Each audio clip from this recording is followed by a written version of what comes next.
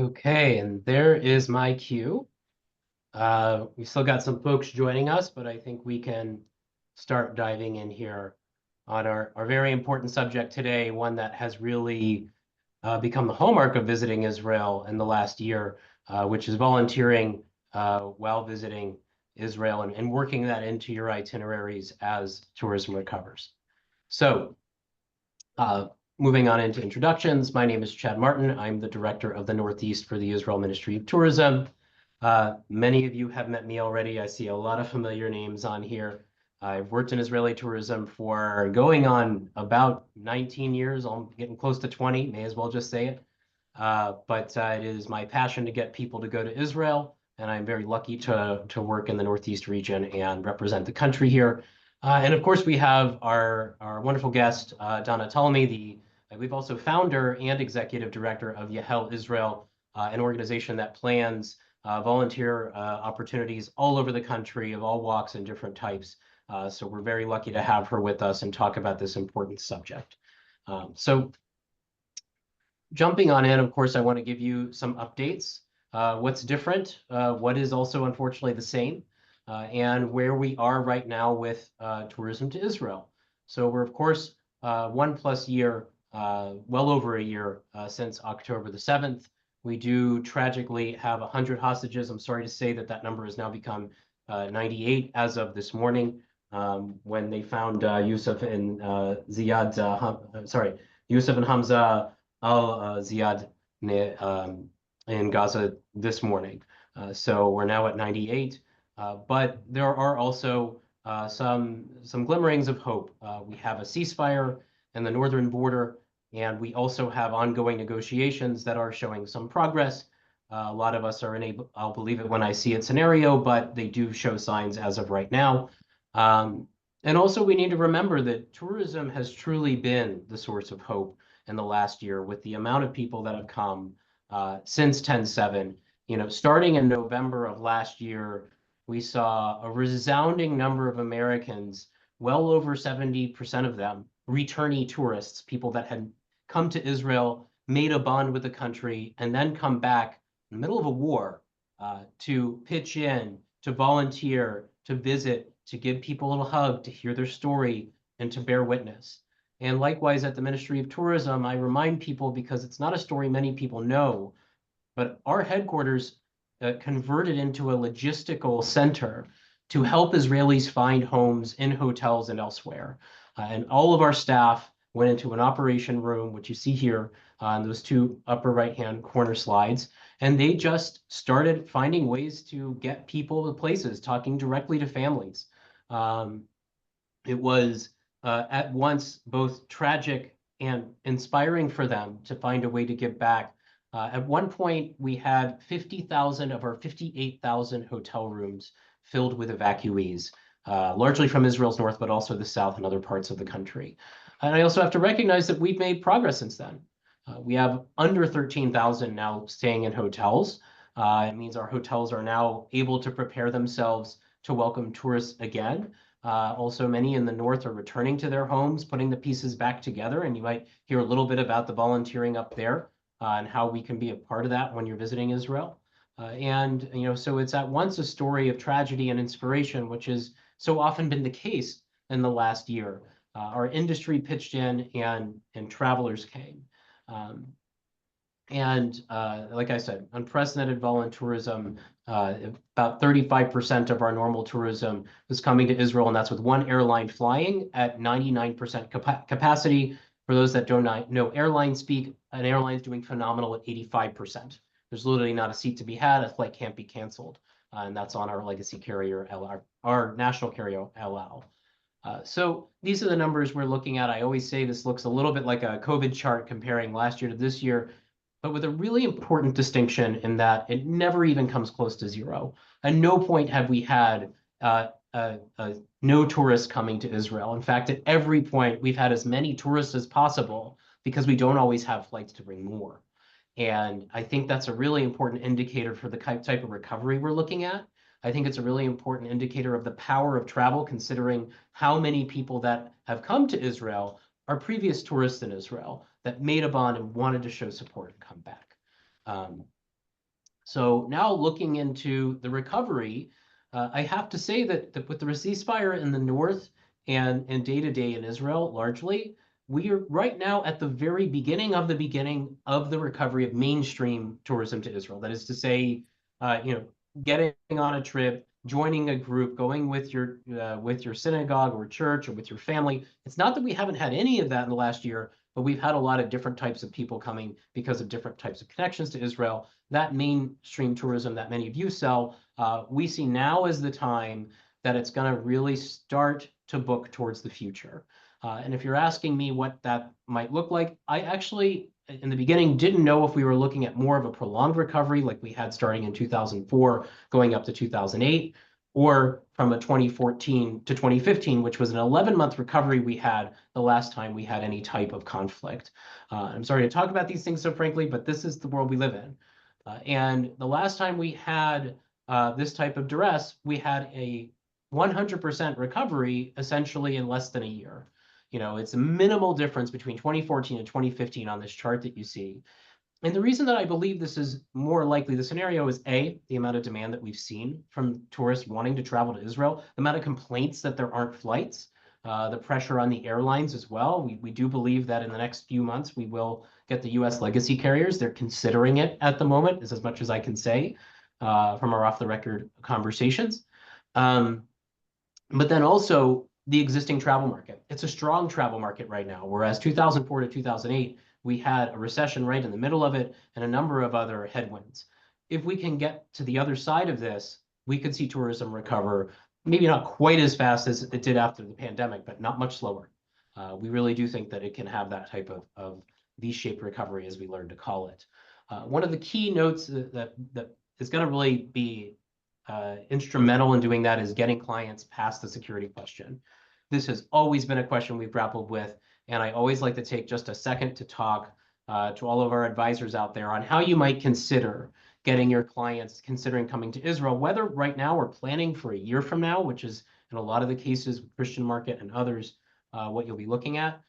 Some strategies that I use. Strategies not to use, let's start there. I wouldn't lean in 100% on a statistical argument, and I wouldn't have done it pre-10/7. I certainly won't do it now. That Israel has, since October the 8th, been statistically safer than most US cities does not make people feel more safe. You can say it, it's certainly true, but I think that trying to have this contest of what's more dangerous is never the right strategy for getting people past the finish line on their trip. What I always say is most trips to Israel start with that person calling you after talking to somebody else about their trip. It is the word of mouth is and always has been the strongest advertisement. And my encouragement to everyone is to lean in and skip across the quicksand. And what I mean by that is if you're spending more than 10 minutes on talking about security, and my clock is ticking right now, you're just making them more scared at a certain point. Security is not the issue, it's fear. Fear is an emotion. Emotions can be overcome. But the opposite of fear in the case of travel is oftentimes excitement, motivation, what they want to do when they go there, and the fact that they'll miss it if they don't. And the way to address that is, A, do you have a friend that's been? Is that what made you do that? What made you want to come to me? Great. Go talk to that friend. Ask them about their experience and just get those emotions that counter the fear to overcome it. And I think that the better we get at that conversation, the faster we'll be able to get people to Israel and at least make that decision on coming, because they're calling you because they want to go. They just need to know that it's okay. Unfortunately, no destination in the world can guarantee any type of security, natural disaster, or anything. But the way to get past it is what they'll miss if they don't go, and also exciting them to go and do it. So I just always like to take a second to talk about that security conversation. Now for some additional updates. I already covered air, that we do have El Al flying. It's not that we don't have a lot of flights necessarily. We have JFK, Newark, LAX, Miami, Boston, Fort Lauderdale, and the New York flights are flying multiple times a day. It's just an issue of not having legacy carriers from the US and also many European carriers, which are joining the fray. Lufthansa said there's going to be a January date that they come back to Israel. So that's on the horizon, but that's really hampering our recovery efforts.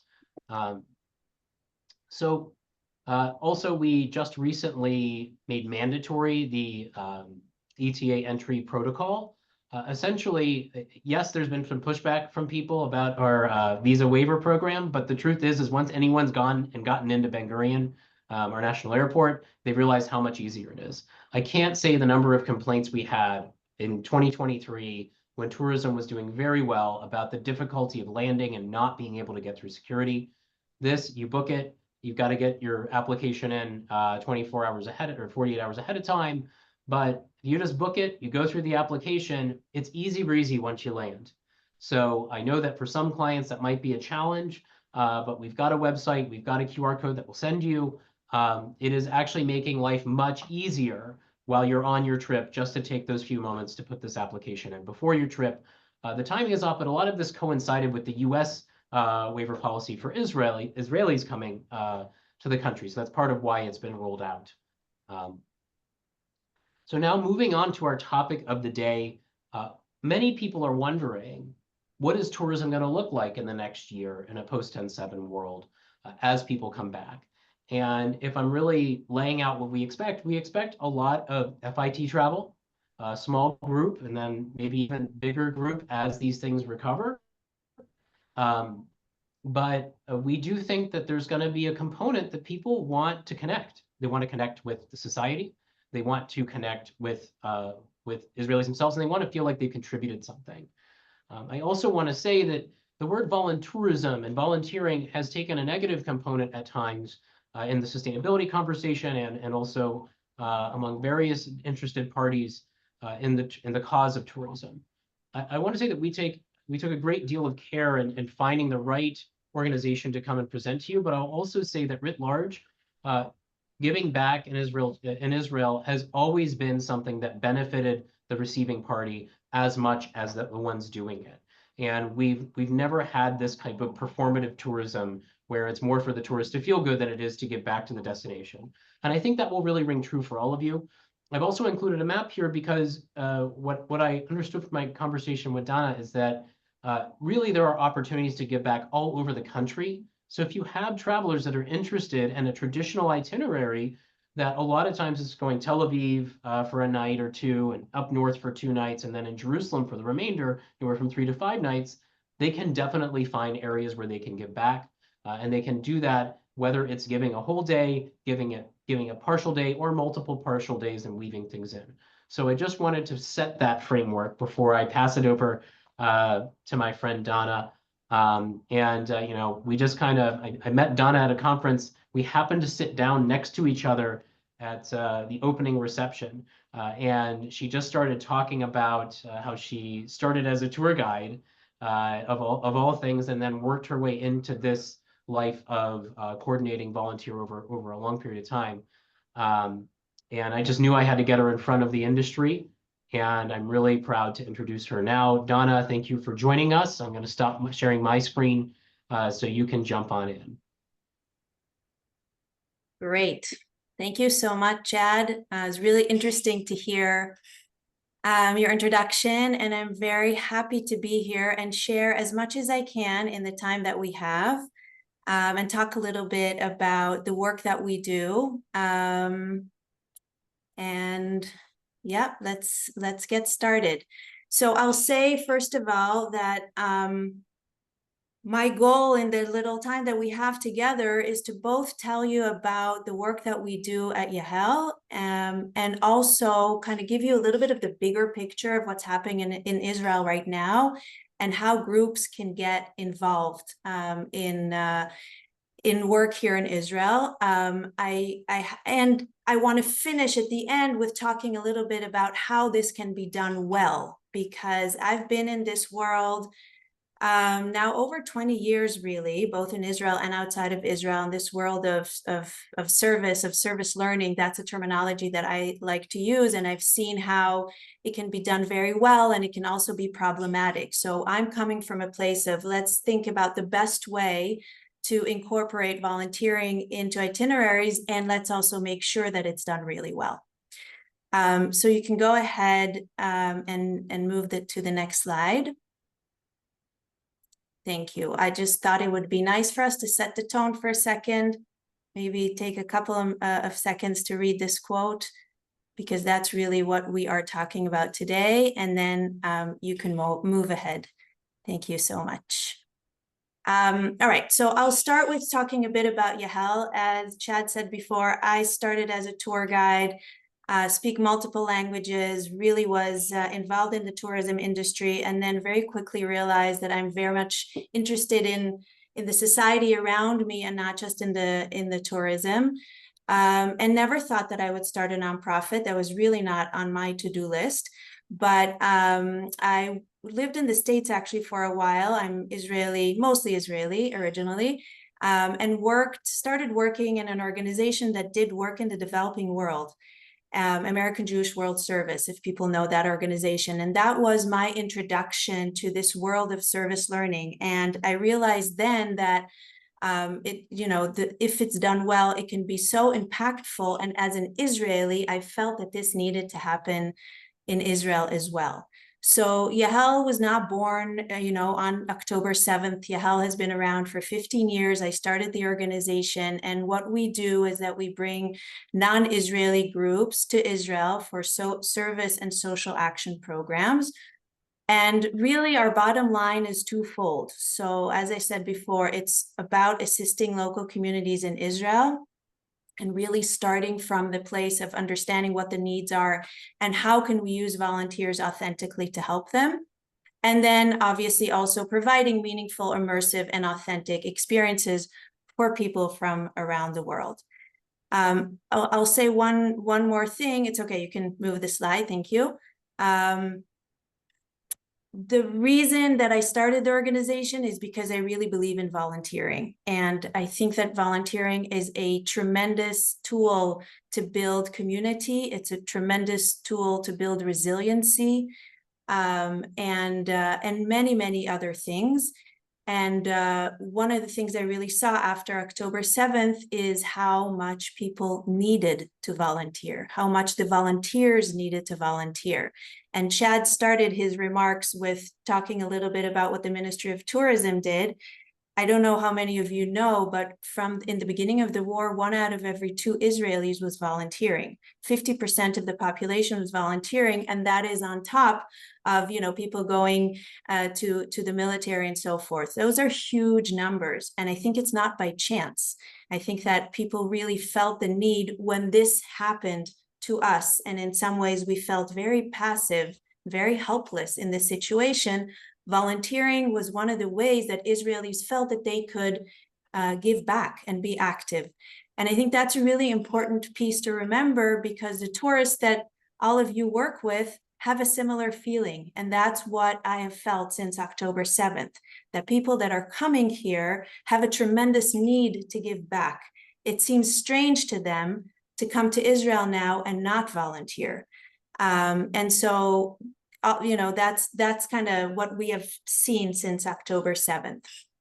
So a little bit about the stuff that we see that we do. And by the way, all the pictures that you see here are from programs in recent weeks. So this is all very relevant. This is a group that was painting a shelter in Ofakim a few weeks ago.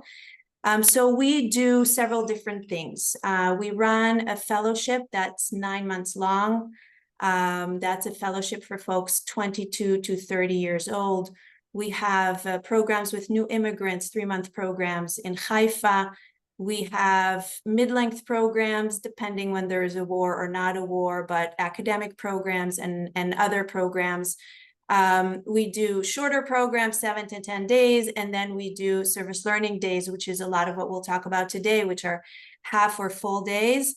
And then on top of that, we do different kind of training and consulting, particularly actually after October 7th, helping other organizations do this kind of work, again, using our experience of 15 years. What's important to understand is that the way that our organization works is that we have a network of about 150 different partners around the country. And those can be community centers and schools and nonprofits and many, many other different organizations that work with us year round. So when we bring a group for a day, it's not out of the blue. It's part of longer work that we are doing in this community for the whole year. They might have fellows, they might have other kinds of programs there. which makes it much easier for us in many ways to build meaningful community-based volunteering. And again, it doesn't matter if it's for 7 days, for 3 days, or for half a day. Can move ahead. One last thing again about YAHEL, and then I'll kind of zoom out a bit more. Who do we work with? We work with all ages. We work with people from around the world. A lot of them are North America, but not only. We work with Europe and folks from other countries as well. And we work with Christians and Jews and folks, from many different religious and ethnic backgrounds. One of the most beautiful things that I've seen is that the value of giving to the other and the value of volunteering crosses all visitors. In some ways, all visitors want to be a part of that. So that's really been beautiful to see. And we have our organization is organized regionally. So we have a Haifa hub that's focused on Haifa and the north. We have a central hub, and then we have a southern hub that's mostly in the western Negev, so in Ofakim and Netivot, and in those areas. Okay, so I started talking about this a little bit. Our work has really shifted since October 7th.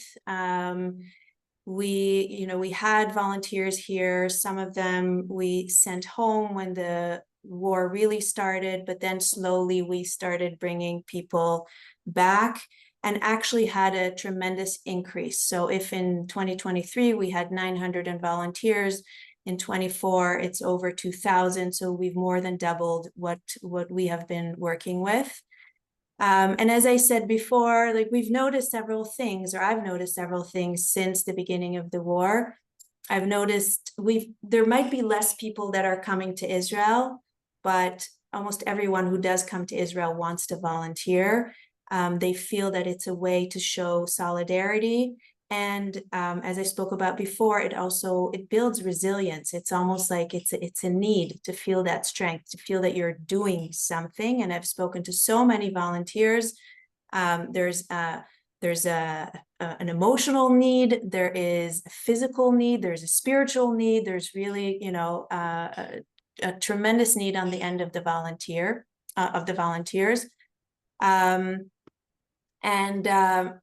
As I said before, our focus is mostly on community-based service. I will talk a little bit later about other opportunities that exist. But one of the things that I've realized and continue to realize is that the needs in Israeli society today are comprehensive and are beyond the North and the South. It's all of society that's gone through tremendous trauma. It's all of society that has been touched by this. And in many ways, those who have been vulnerable before are more vulnerable now. So when we do volunteering, it's not only in the Western Negev, it's also in Lod and in Rishon LeZion and in other communities. And we really see how much need there is, whether it's because budgets have been cut or whether it's because people have gone through tremendous stress, or know people in the army, or I'm sure I don't need to even, I'm sure this audience knows exactly what I'm talking about, but it's really across the board, which is why it's been really important for us to make sure that we continue working in the communities where we were before and add new communities as well. All right. Okay, so a little bit about what are the needs and what can your groups do.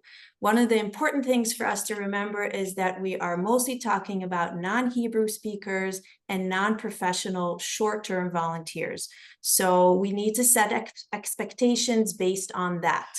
Sometimes we have super well-meaning, social workers who want to come and treat. And as you can imagine, that's not relevant, certainly not for short amounts of time. But there are other things that people can do. There are community-based needs, and we'll talk about that in a second. That can be working with many different populations in different ways. There's also still a big need in agriculture. And a lot of tour companies are combining agriculture into their itineraries, agricultural work, again, throughout the country, a lot in the South. The foreign workers have still not returned in the right numbers, and there's a lot of need there as well.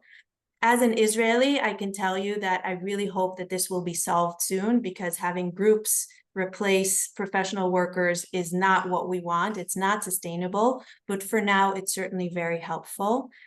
There's a lot of food packaging and logistical work. And again, I will give examples of that as well. There's some rebuilding that's happening in the South. A lot of that is also happening by Israelis, and a lot of that is also happening by professionals, but there are opportunities. And we hope that soon also in the North, there will be opportunities for rebuilding. And then there's volunteering with the IDF, whether that is kind of informally, different places like Shuva Junction in the South, where there's cooking for soldiers, or whether it's through organizations like Sarel, who have organized ways to bring in volunteers into bases and do packaging and other kinds of work for the army. All right, so a little bit more about that. And here I'm really zooming out, stepping out of my YAHEL hat for a second and talking about different ways that you can incorporate volunteering into your itineraries. So there's several, I'm giving examples here. This is not an exhaustive list, but I'm giving examples of some of the larger organizations or service partners. Some of you may know Leket. Leket does agricultural salvaging and brings and has done this for many years. So they certainly bring groups. HaShomer HaChadash also facilitates agricultural volunteering. They have some programs that also incorporate working side by side with Israelis, which is a wonderful opportunity. Sarel, as I said before, is volunteering on IDF bases. Latet is a very large organization that does food packaging. All of these organizations are worth speaking to if you're looking at building itineraries. In some cases, there are certain incentives for particular groups where, Leket, for example, can help with a bus to take a group down south. HaShomer HaChadash also has different models. So these are big organizations. And I believe that HaShomer HaChadash and Leket, each one of them, from the beginning of the war, took in about 20,000 volunteers, international volunteers, not talking about Israeli. So these are large numbers. There are also kind of small and mid-sized service partners. Some of the tour companies can connect with these organizations directly. Examples are Pantry Packers in Jerusalem, Citrus and Salt in Tel Aviv, Shuva Junction that I mentioned before that does food preparations for soldiers, Chasdei Naomi that does different kinds of volunteering, Pitron Lev that does food packaging and logistics. They're based in Rishon LeZion and some other places. So these are also organizations that are smaller, much smaller scale than some of the others, but definitely are great to work with. And then there's also to mention partners that do more than receiving volunteers, but really can help with building a full itinerary, depending obviously on the audience. But Birthright Israel launched a whole big volunteer initiative, extended the ages up to age 50, and have ways to collaborate with tour companies. Masa volunteers do longer programs. Livnot and Libanot and JNF also, each one of them has different models where you can do several days with them. And then we also, as I spoke about before, do a gamut of different lengths of programs. Again, this is not exhaustive, but these are some of the examples. All right, so I want to talk a little bit more about the community-based possibilities and the kinds of things that we're doing that you can do through us, but again, also through other organizations. So we are organized in these 3 hubs, the Northern Hub, Central Hub, and Southern Hub in Ofakim and other places. And as I said before, what that means is that we have a network of nonprofits that we work with or other organizations so that we can create experiences in partnership with them. So what could that look like? For example, cleaning and painting bomb shelters in Lod or in other places. I'm giving very specific examples here because I want you to kind of feel what that is like. We work with a farm on agricultural projects that help soldiers with PTSD. So you won't be, the groups are not working directly with the soldiers, they're working in the agricultural part, but it's very, very interesting then to meet and to learn about this project and what they're doing. We just last week renovated a community center in Ramat Eliyahu, and this is an example of a slightly longer day that we do. So the group, this was actually a Christian group. They came and they did a renovation project, and then they met with a local Ethiopian Israeli partner of ours who did an Ethiopian Buna coffee ceremony and talked about the Ethiopian history, traditions, and also what the neighborhood went through, because this specific neighborhood, for example, received a direct hit from a missile post October 7th. And so there was a lot going on in that community.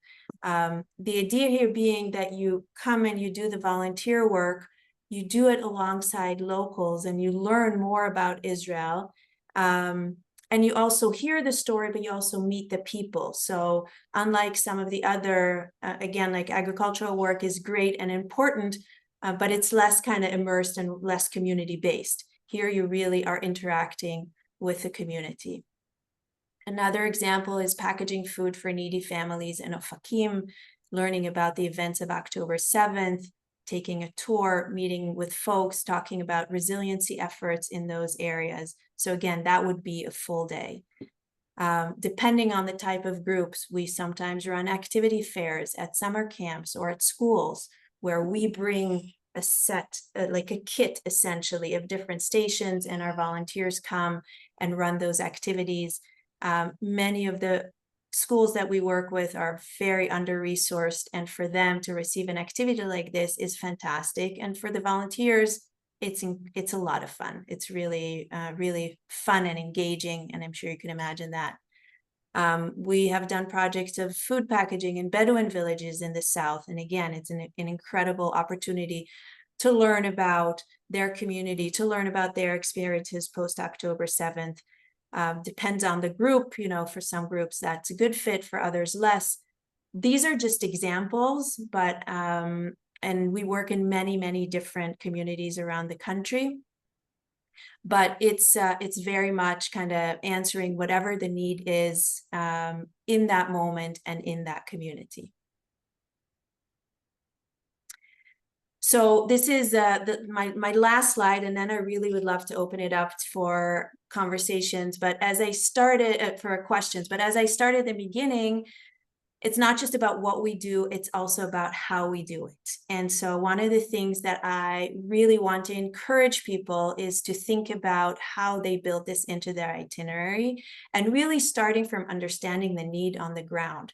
I know I'm part of the tourism industry in many ways, and I know that often we start from what will be good and, and sometimes fun or interesting for our clients. And I'm here to tell you that's really, really important. And let's also start from the need, because once we understand what kind of need we want to answer, it will be clear to our groups and they will be bought in. So really understanding what are the needs and what kind of needs your groups can fill. Working with local partners, I think from what I've seen, groups really connect to the ideology of an organization. So if I bring them to work with a certain nonprofit that works, let's say, with soldiers with PTSD, they're doing the agricultural work, but them understanding the why behind it and understanding who the local partner is and what it is that they do gives them an additional emotional and cognitive connection to what they're doing, which I think is really, really important. We often talk about making sure that the work is really appropriate for the group. So in our case, we talk with the tour companies. We understand who is coming, what can they do both physically but also mentally. So for example, we work in several places with people with special needs. Again, a population that is always, happy to receive assistance, but now even more. It's not appropriate for every group. There's certain groups that would find tremendous meaning in that, and others less. Making sure that we frame the work of the volunteering well, and that's why we also are doing now a lot of training with tour guides and with other entities to make sure that that people really understand what it is that they're doing and why they're doing it. And it relates to the fifth point, which is to expect the unexpected. One of the things that we need to understand as tour organizers, that this is not take out masada, put in volunteering, right? It's not cookie cutter, and it doesn't always run perfectly, because we're talking about volunteering and working with people and working with communities, and sometimes things shift and sometimes things turn out differently, and it's a different mindset. And I think it's important to know that, for the groups also to know that. And I think that once it's framed right, people really understand that and appreciate it, because it's authentic, and authentic is sometimes messy, but I think it's messy in a good and an important way. And then the last three pieces. So I started out with talking about how the terminology that we use is service learning. And I believe deeply that the more there is learning integrated into service experiences, the better we can be as volunteers, the better we can be for the community, and the better it actually is for the volunteers themselves. So we incorporate in our programs, no matter if they're a day, a month, or 9 months, we try to incorporate contextual learning. So that's really understanding where it is that we're working. For example, if we're working in Ofakim, understanding what is this city, what's its socioeconomic situation, what's its history, like really understanding the context of where we work. Incorporating values-based learning, and this can be Jewish values, Christian values, humanitarian values, doesn't really matter, but really understanding that most people, when they volunteer, they do it from a very deep place, and connecting to that very deep place can make an experience that much more meaningful. So that can happen in many different ways. If we are doing, food security work, there's a lot of beautiful tech study and a lot of learning that we can do that relates to that. And even, it can be a lot more basic than that. It can be, really connecting to the why, the personal why of why we want to be volunteering and giving back. And then also incorporating reflection, which I think is key, and reflecting on the volunteer experience. Right now, what I'm seeing in a lot of what's happening on the ground is that people come here, they also go, and I think it's important, they go to the Nova site or they go to other places and they reflect on that, which I think is really important. And there's also a piece of reflecting on the actual work that we did. It's so rich when you come and you volunteer with the communities. There's so much richness, both in terms of what you experience, what you learn, what kind of interactions you have. So making time for that reflection, I believe, is incredibly meaningful. All right, I monologued for a long time, and I'm very happy to finish with the quote and then see whatever questions people might have. Thank you, Dana. Why don't we start with just a little dialogue? The two of us, if you have a question, and I'm sorry if you hear sirens, it's Second Avenue is pretty crazy today. But if you have any questions, please put it in the chat, just because we've got a lot of people here, and I think a lot of questions, but we want to make sure that we get everything through. So one thing I wanted to ask, just as a logistical question, is, what is the size range of groups that you work with most of the time? Bookings can be anywhere from 2 people, but it's usually that middle size booking for Israel where it's multi-generational. So I'd love to frame that for everybody. Sure. So we work with, I would say the smallest groups are usually around 10 people. The largest groups are about 50. I will say that 50 is very challenging for volunteering. Just imagine, you know, a busload coming to a certain place. But sometimes what we do in those situations that we actually split up groups and have 2 projects. The ideal size, I think, for volunteering is somewhere between 20 and 30. But as I said, we can work with less and we can work with more. And then we have another question is what's the cost? You know, what kind of charges can people expect for that type of experience? Yeah. So I don't know so much about the other organizations that I mentioned before. I know for us, it's really a range. It depends on what we, you know, what we do for how many days, for how many hours. Is there a speaker? Do we incorporate lunch? Right? Like sometimes we do. We really like to make it as local as possible. So if we're in a community, we sometimes incorporate Ethiopian lunch, or you know, local Ethiopian food or local Bedouin food or things like that. So I would say the range is probably, you know, somewhere between, it's not a lot. It's somewhere between 1,000 shekels to, you know, 5,000 shekels, depending on what we're incorporating, what the size of the group is, and so forth. That's for our programs. I also wanted to build on, This you is know, like a one day, basically. yeah. Yeah. Also, some of the places like Ofakim is in the south of Israel. If you guys don't know, the Ethiopian village is just more towards the north. No, Rishon is actually more towards Tel Aviv. I was thinking Zichron, I always confuse them. But I also hearing you talk about it, even the longer day with Ethiopians, you actually have what we'd call an experiential tourism attraction built into it. So there's a giving back component, but then you get that cultural lunch. And I remember being a tour operator, and I didn't actually have anything when people would ask to work with Ethiopians. This is 15 years ago. I don't know that necessarily anyone had set their ear to the ground, but that actually is both. It's not that it's a longer day, it's that it's a day where you volunteer and you're also doing experiential tourism. Are a lot of the trips like that, or a lot of your programs like that, where there are those multifaceted components? Yes, absolutely. Working with Ethiopian Israeli community, working with the Bedouin community, with the Druze community, with the Arab community in Lod, in many different places. For us, it's both, it fits into that contextual learning, right? Like once you have had that lunch and you hear from the woman who cooked it, and then you're going and volunteering in the community garden next door, like you have a much deeper immersive experience.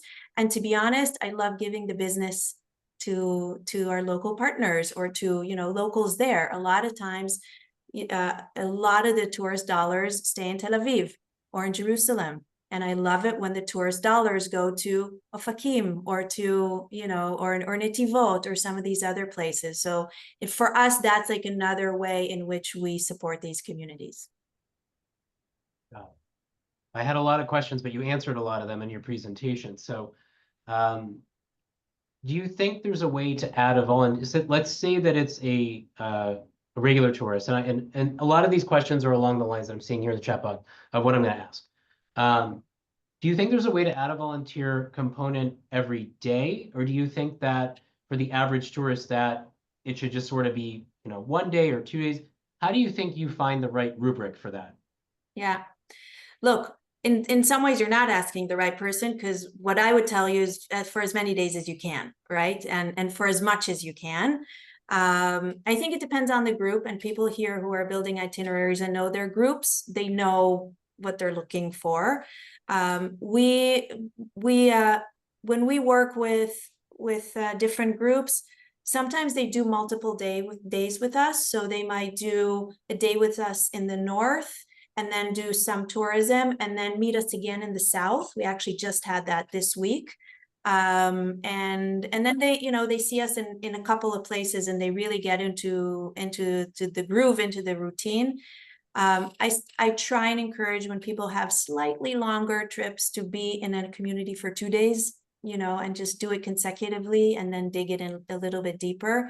But to be honest, it's all possible. And the more people spend, I think, again, like that's why I started this organization, right? But the more people spend time engaging with Israel through that lens, I think it's beneficial for them as well.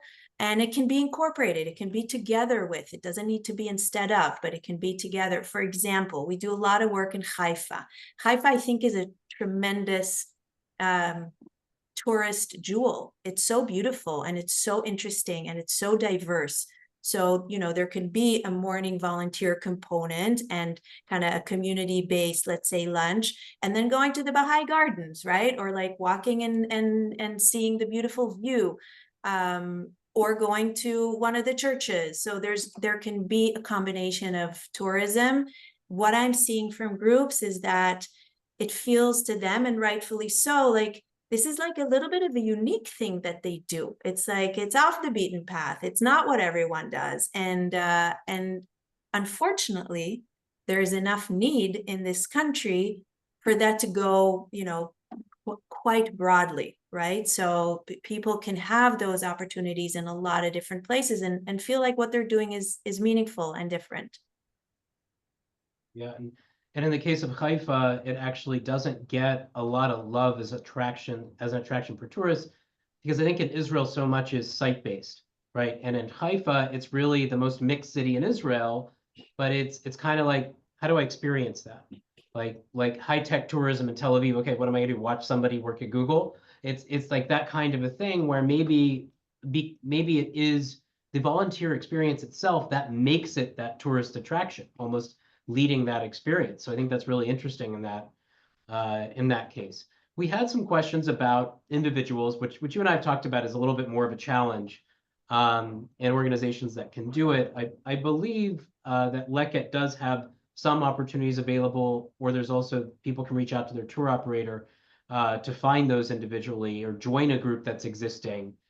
Do you have any pointers there as well? Yeah, so we don't really work with individuals, we work with groups.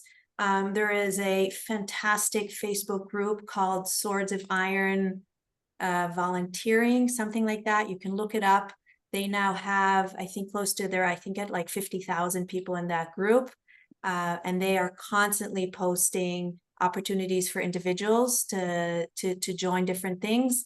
I think it's actually an incredible trend what's happening in that group. And yeah, that's a really, I think, the best way to know what's happening right now and how people can, there's a lot of like people recommending to each other about where to go and how to do it. And then some of the places that I mentioned before, like they have, for example, pantry packers or other places, they can be contacted as individuals, and people can volunteer with them, not necessarily as a group. Okay, I think I covered all of the questions more or less. Um, I think now is the time where we say thank you very much for joining us. We actually stayed at about 60 people the entire time, so the audience definitely loved it, and I think that this was so informative. Even from our previous conversations, I still learned a lot from you, and I hope it's not our last time doing this. I think we could definitely do it again, but we will save this conversation, and we've recorded it, and we'll share it with everyone and also those folks that didn't make it on with us today. But thank you for all that you do for Israel, and we really look forward to finding a way to keep this voluntourism or volunteer tourism component in the years to come, even hopefully long after we're under the times that we've had of late. So thanks again, Dana. Thank you everyone Thank for you. joining us, and we look forward to the next time we see each other. Thank you, everyone.